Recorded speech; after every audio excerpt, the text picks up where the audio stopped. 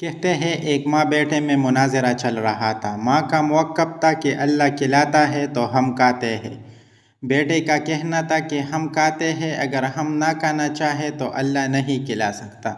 اس مناظرے کے دوران ماں نے بیٹے کے آگے کھانا رکھ دیا تو بیٹے نے کہا، چلیے میں یہ آج رات والا کھانا نہیں کھا رہا، اللہ کھلا کر دکھا دے۔ ماں بیٹے کے پیچھے پڑ گئی کہ پاگل نہ بن، کھانا کھا لے، اور بیٹے نے ضد پکڑ لی، میں نے نہیں کھانا، اللہ کھلا کر دکھائے۔ ماں بیٹے کو بھوکا کہاں دیکھ پاتی ہے، اس نے اصرار شروع کیا تو بیٹا گھر سے نکل کر گاؤں کے قبرستان میں جا کے سو گیا۔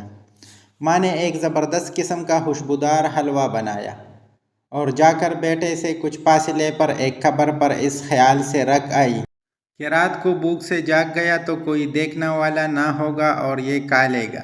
رات کے آخری پہر قبرستان میں ڈاکو آ گئے، اس گاؤں کو لوٹنے کی غرض سے پہنچے تھے۔ وہ قبرستان میں رک کر سردار سے آخری ہدایات لے رہے تھے کہ حلوہ کی مہک نے سردار کو متوجہ کر لیا۔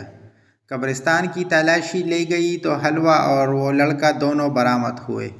سردار نے حلوہ کھانا چاہا تو سانبا نے کہا، سردار مجھے لگتا ہے اس حلوے میں زہر ملا کر رکھا گیا تھا تاکہ ہم کھا کر مر جائیں، اور یہ لڑکا جاسوسی کے لیے موجود تھا، ہمارے انجام کی خبر جا کر گاؤں والوں کو دے سکے۔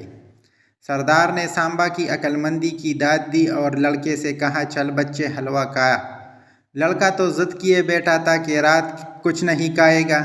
اس نے سختی سے انکار کیا تو سردار کا شک یقین میں بدل گیا اور اس نے گن تان لی۔ لڑکے نے سر پر منڈلاتی موت دیکھی تو پوری پلیٹ چٹ کر گیا۔ ڈاکو کچھ دیر تک اس کے مرنے کا انتظار کرتے رہے لیکن وہ نہ مرا۔ ایک بار پھر سانبا نے ہی گتی سلجھائی اور کہا، سردار سلو پوائزن لگتا ہے۔ کنفیوز ڈاکو لڑکے کو قبرستان میں چھوڑ کر لوٹ گئے۔